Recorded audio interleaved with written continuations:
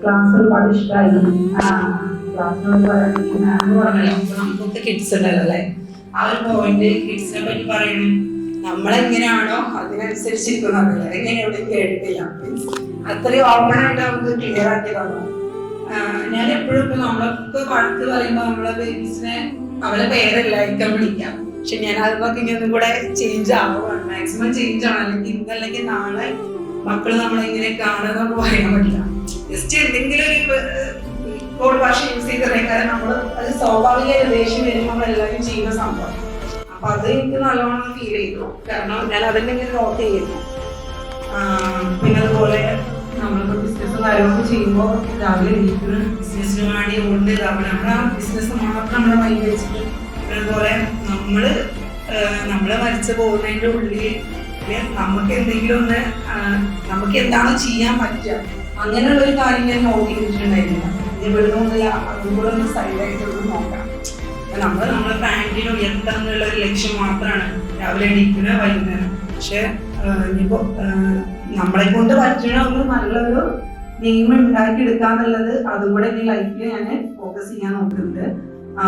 പിന്നെ അതേപോലെ എല്ലാവരും പറയാറുണ്ട്, നിങ്ങൾ ആദ്യം ചെറുപ്പം മുതലേ കേട്ടിട്ടുണ്ടാവും, എനിക്കറിയില്ല, അതിമോഹം ആപത്താണ് എന്നൊക്കെ അല്ലേ പറയുന്നത് കേട്ടിട്ടില്ലേ?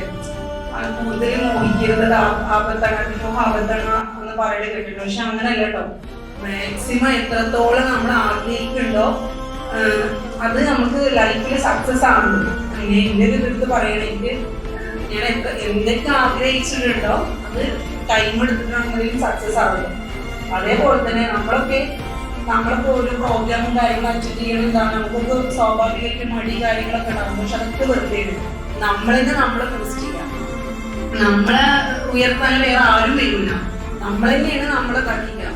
ഇപ്പൊ ഇന്നിവിടെ നടക്കുന്ന പ്രോഗ്രാം ആയിക്കോട്ടെ, നിങ്ങൾ ജസ്റ്റ് വെറുതെ നിങ്ങൾ ഇങ്ങനെ ഇരിക്കണം, അല്ലെങ്കിൽ നമ്മളെന്തെങ്കിലും സംസാരിക്കണ ഒരു പിക്ക് എടുത്തിട്ട് ജസ്റ്റ് ഒരു സ്റ്റോറി സ്റ്റാറ്റസ് ഇട്ടൊക്കെ നിങ്ങളെ ഫ്രണ്ട്സിന് പോലും നമ്മളൊരു വാല്യൂ ഉണ്ടാവും. അവർ മെസ്സേജ് അയക്കുന്നത് എന്താ സംഭവം, ഇതെന്താന്ന് ചോദിക്കും.